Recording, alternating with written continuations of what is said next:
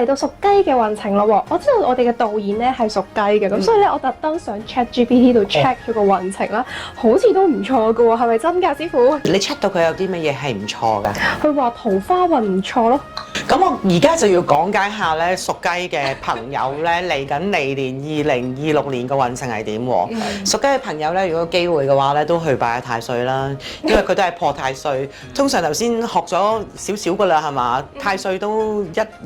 一犯親太歲，都個分數都唔會特別高㗎嘛，係咪？咁屬雞嘅朋友咧，其實咧整年裏邊咧，佢個分數咧都偏我哋叫合格上少少68分啦。最主要就係咧，其實屬雞咧本身佢係屬金嘅，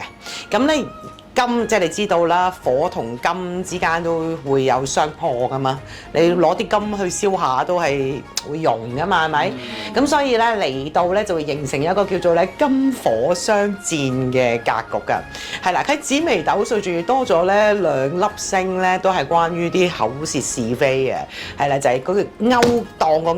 勾神啦，同埋嗰個叫做冠索呢2粒星啦，咁所以咧屬雞嘅朋友咧喺嚟年咧佢個2026咧就好容易會有口舌是非啊，同埋咧自己講嘢咧都好似開口及着你都會得罪人嘅，係即係做嘢唔好講嘢，係啦，咁所以乖乖地做嘢，所以咪就係成日師承 ChatGPT 啦，師承呢個DeepSeek 啦，咁佢裏邊咧就可能只係揾一啲嘅大數據啦，咁佢可能會混合唔係今年啊或者係明年啊嘅嘢嘅，好似我哋啲師傅先會識得嚟緊，即係佢哋個屬性係個五行屬乜嘢啊，我哋會將紫微斗數啲星位啊擺落去咧，佢先夠準嘅。事業上面人際關係裏邊會比較複雜啦，咁咧成日都會好容易咧做完之後咧躺着也中槍啊，係啦，咁亦都好容易俾人哋背後中傷啦，所以咧合作嘅時間咧需要明確地知道個權責位喺邊度嘅，避免入咗一啲叫做模糊地帶啊，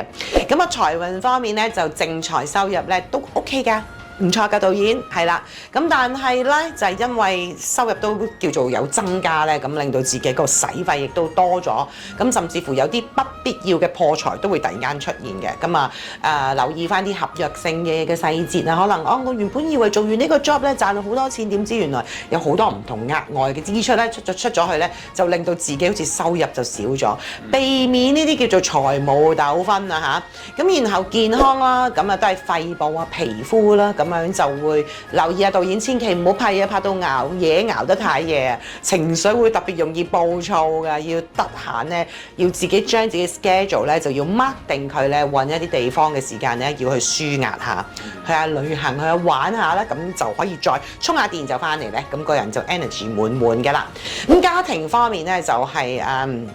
家宅裏邊咧就其實家人溝通裏邊咧就要俾啲心機啦。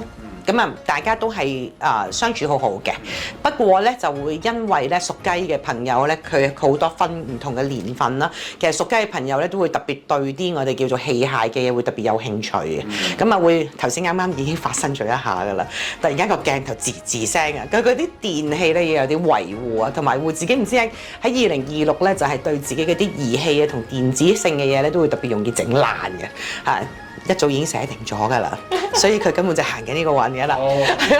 咁另外咧就姻緣啦，頭先啱講，你睇完 ChatGPT 啊，裏邊話佢咧桃花旺盛嘅，單身嘅人咧嘅桃花質素就好參差嘅，一係好好，一係好差，所以要有仔細地觀察嘅。但係如果單身有女朋友又點咧？所以就要大家都當已婚者去睇㗎啦。因為咧賺錢啦，使得錢多啦，咁可能因為喺錢銀上邊嘅交涉裏邊會因為財政嘅問題會發生一啲爭執嘅。賺幾多錢都要話翻俾老婆聽，賺幾多錢都要話翻俾女朋友聽。咁點樣用嘅話都要話翻俾佢聽，好好交代咧，咁就會避免咗呢個爭執㗎啦。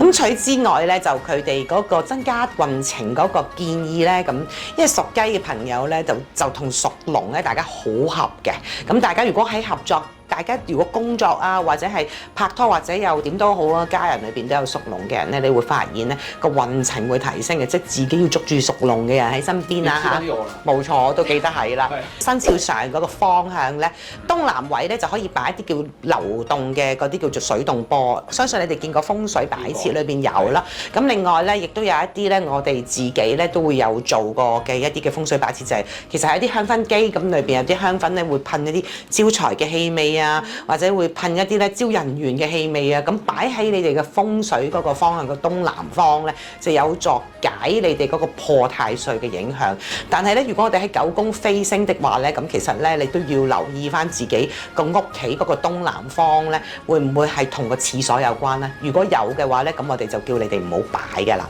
係啦，咁啊多啲咧參加啲公益活動，做善事積福。咁咧就可以積累福報，運程滿滿啦。呢條問題咧，我純粹係我自己私心去問嘅。我個仔咧今年咧都係雞年嘅，佢係雞年出世嚇。咁啊喺學業方面又點咧？咁因為咧佢金火相戰咧，其實成年人你就會發現喺職場上面複雜嘅。咁如果小朋友嘅話咧，就會係喺學校裏邊咧就會。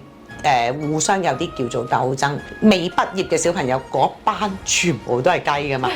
係啦，係咁我哋就會話，喂，咁嗰班雞究竟邊一個運程最好嘅？咁佢先至會即係叫做鬥得贏㗎嘛，係咪？其實最主要咧就係父母能夠點樣去幫佢哋咧，就要靠助力啦。呢段時間既然佢哋吱吱喳喳啊嘛，個隻咁嘅雞仔都會吱吱喳喳㗎嘛，咁你要帶佢去一啲我哋叫做係學習班啦。又或者帶佢去表演啦嚇，因為你帶佢表演，因為反正佢自己都知啫啫啊，又會好容易有口舌是非啊呢啲咁樣樣，帶佢去唱下歌啊、表下演啊，咁令到咧佢可以真係迎接住今年嗰個運程。咁你寧願將佢自己嗰個嘅鬥爭擺咗喺一啲嘅學術性嘅嘢咧，咁你就可以令到你個仔咧喺佢兒時嘅時間咧都得到一啲嘅好處啊！